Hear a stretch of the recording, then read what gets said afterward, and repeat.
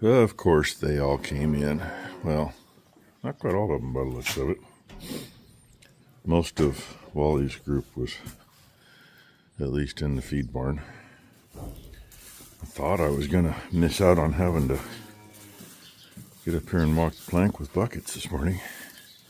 But, you know, we got a loudmouth that tells the whole world exactly what you're doing. Has a hard time keeping her mouth shut. But then we got Sapphire. She just comes in to get some lovin's. Don't you, sweetheart? You were missing them for a day or two when you didn't come in to have grain, huh? Oh, I see Wally with his head up in the air, sniffing somebody's backside. I'm gonna guess.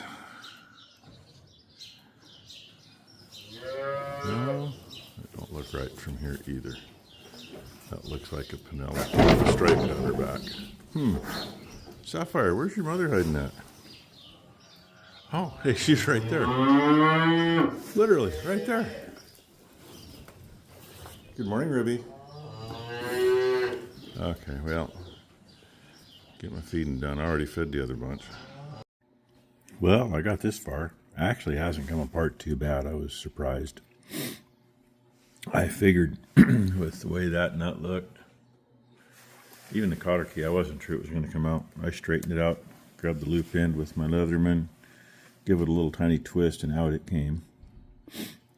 And, you know, of course, take the nut off with that, and it spun right off. It wasn't loose, but it came right off. Hardest thing was the 2 bolts that hold that on, but they weren't bad. And it's looking like the parts I found online. Just kind of wondering how far I want to go. It could use bushings and one thing. You know, Scamazon puts, you know, a lot of people bought this with this, and here's how much it is if you buy them together. They show the bearings and the bushings you can get together. And I'm thinking, man, there's a lot of bushings, and I don't know if there's that many bushings on here. I need to count how many are there, but kind of hard to do it with that in the way. I'm not sure what I got to take apart to get the axle out, but yeah.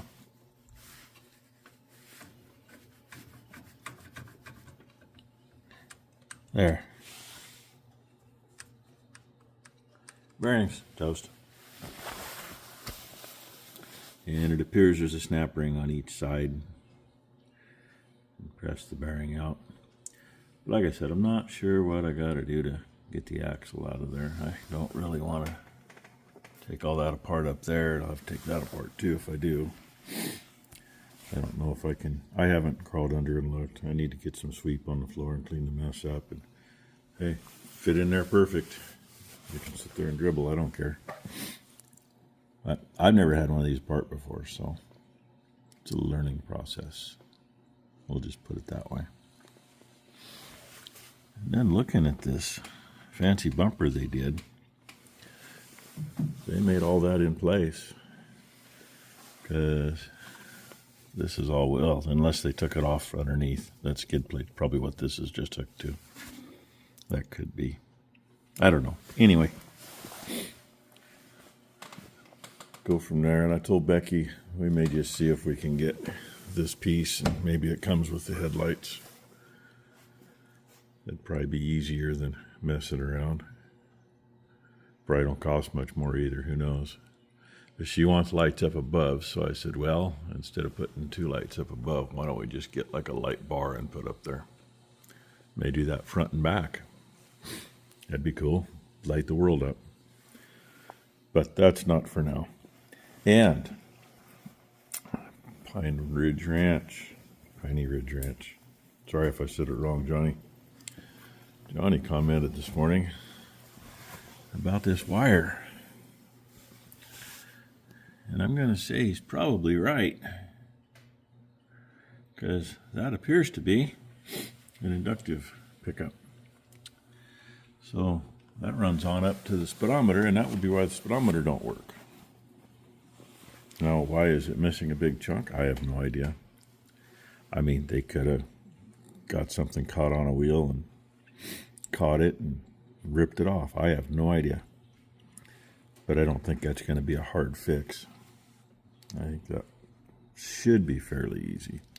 As long as the pickup still works, I can splice my own chunk of wire in there. It should just be 2 wires. No different than the tack on a truck or on what we've got on a couple of the tractors where they run off the flywheel. Same thing with half the sensors on the baler, on the big balers. They're all just an inductive pickup, or not inductive, but magnetic. That's what all these little holes are for, including the slots. So, and there's a little bit of ridging in that. I will probably take it off the hub. The hub looks good. I don't see any reason to change it. Thought about I could put that in a lathe. It's hard material. It'll hurt my ears, but I mean I can turn it till it's smooth. But actually, a better way is maybe put it in a lathe and take a brand new flap disc and let it sit there and turn in the lathe. And hold the flap disc on there, and that will etch it the way it should be, so it will work better. Anyway, I got a ways to go, scratching my head to figure some of this stuff out, but we'll get her one way or another. I'll be honest, I googled, watched a short YouTube video. Should have watched the one that was a minute longer. The guy says, yeah, most people use a pickle fork. I do have one. I got to figure out where it is now with the new boxes. He says, I always just tap on the A-arm and drops right off. Yeah, right. I tapped on it with a 5-pound brass hammer. Maybe it's copper, it's softer. So it didn't move. And I think that joint's a little loose. Looks like there's 3 screws that hold it in, so check that out. Get the axles out, get the bearing out. Get some parts ordered. Pickle fork got the A-arm broke loose on both sides. Went on Scamazon and found all the parts. I know, Scamazon. But you know, most of the parts I'm getting are OEM.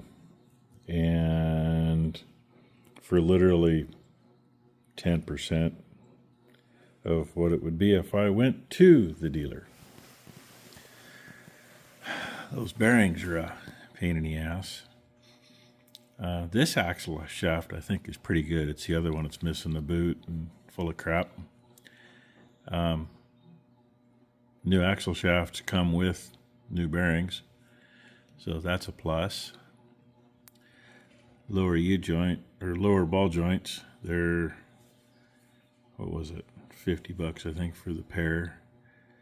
Axle shaft with the bearings, $120 for both sides.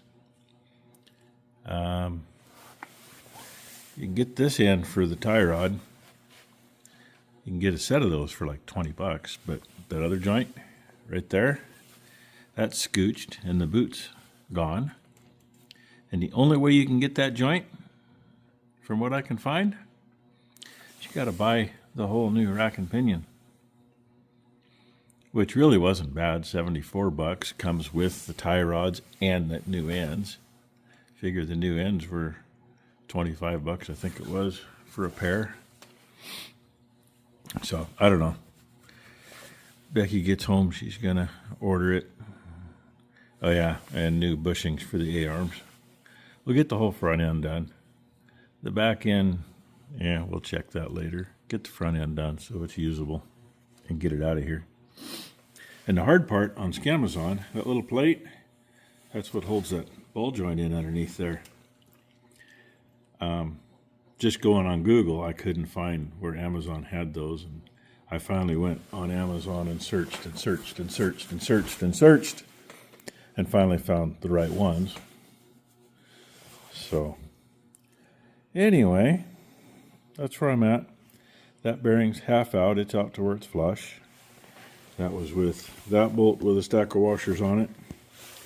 That plate, or that washer on the front, and a nut on it, which is laying here somewhere. There it is. And then I was trying to use that, but it's just too damn close to ID for the bearing to slip into. I did move it. I moved it right up until it pulled up tight. So I've got to rethink that one. And I don't know how the new one's going to go in. I really don't. Tried to use a slide hammer on it, trying to hold the strut, and yeah, I didn't budget with a slide hammer. And if everything was hooked up and I was trying it, I'm pretty sure I'd have pulled it off the frickin' block with the slide hammer. So, and I don't have a whole lot in round stock to make something for that out of. So, fun times. Fun times. I haven't even tried this side yet.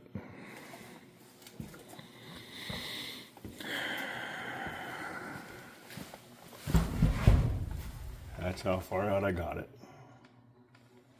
It appears to be coming straight, and it ain't budging anymore. That nut down there, zoom. Come on, zoom in. Other way. Yeah. A good quarter to third of that nut is wore off.